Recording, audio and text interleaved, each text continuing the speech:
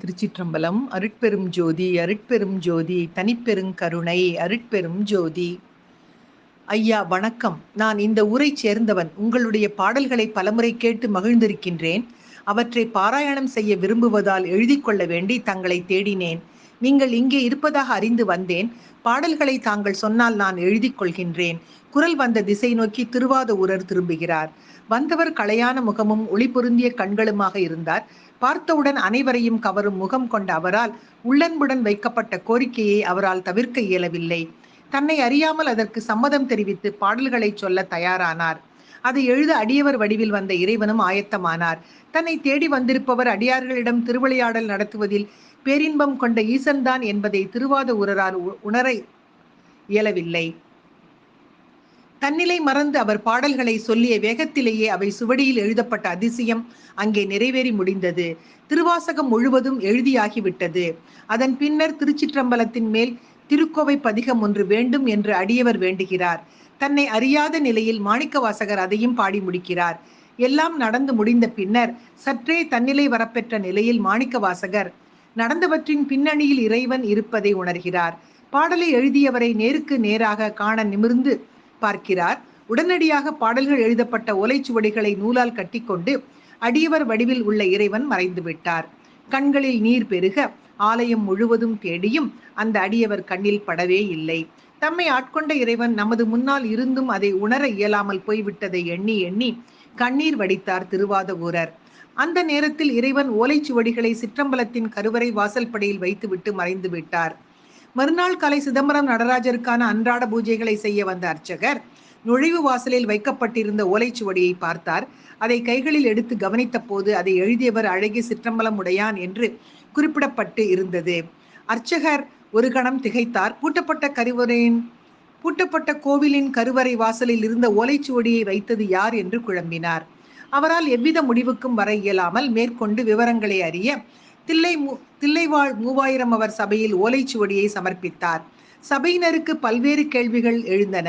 ஓலைச்சுவடியை வைத்தது யார்? இறைவனா அல்லது வேறு யாராவதா? கையெழுத்தாக அழகிய சிற்றம்பலம் உடையான் என்று இருப்பதால் சிவபெருமானே இதை வைத்ததாக எடுத்துக்கொள்ளலாமா? இறுதியாக சபையின் தலைவர் இறைவனை பிரார்த்தித்துவிட்டு ஓலைச்சுவடியை பிரித்து படிக்க தொடங்கினார். அதில் திருவாசகம் மற்றும் சிவபெருமானை பாட்டுடை தலைவனாக கொண்ட திருக்கோவை பதிகம் ஆகியவை இருந்தன. பாடலின் மூலம் எழுந்த உணர்வுகள் அனைவரது மனதையும் உருக்கிவிட்ட அதிசயம் அங்கே நிறைவேறியது. அதன் காரணமாக பாடல்களுக்கான மூல விளக்கத்தை அறிந்து கொள்ள அனைவரும் விரும்பினர். பாடல்களின் அடியில் திருவாதவூரர் சொல்ல சொல்ல அழகிய சிற்றம்பலம் உடையான் எழுதியது என்று குறிப்பிடப்பட்டிருந்தது கண்டு அனைவரும் ஆச்சரியம் அடைந்தனர். தில்லை இறைவன் திருவாதவூரார் மூலமாக ஏதோ ஒரு செய்தியை அனைவருக்கும் சொல்ல விரும்புகிறார் என்பதை அவர்கள் உணர்ந்தனர். இது பற்றி திருவாதவூரரையே சந்தித்து கேட்பது என்று முடிவானது.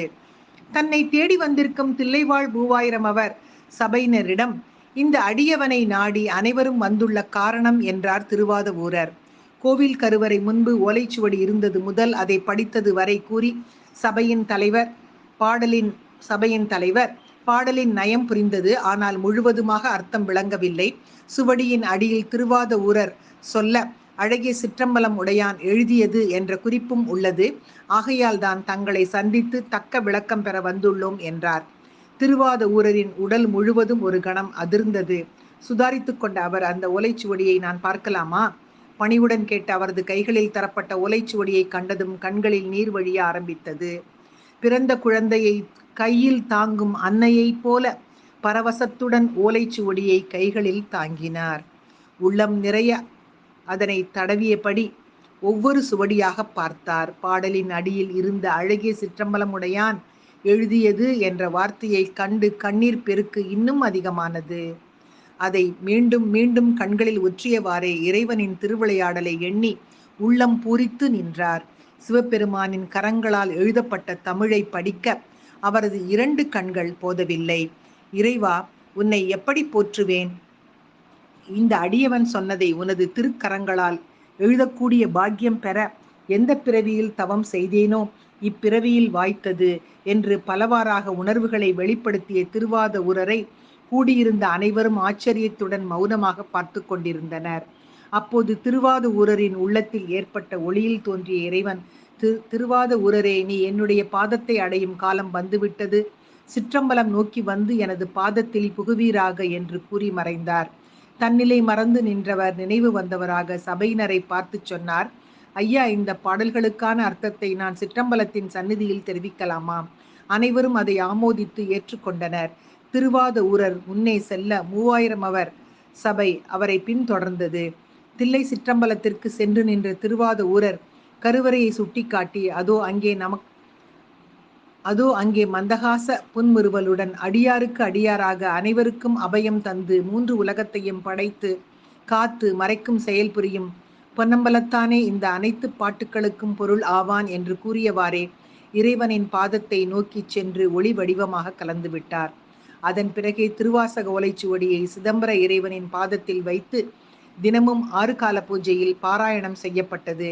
திருவாசகத்துக்கு உருகாதவர் ஒரு வாசகத்துக்கும் உருகார் என்ற பெருமை கொண்ட திருவாசகத்தை பாராயணம் செய்பவர்களுக்கு இறையருள் என்பது சாத்தியமான ஒன்றாகும் என்று சொல்லி பக்தியோடு காலை வணக்கம் சொல்வது அழகம்மை சுவாமிநாதன். Happy morning.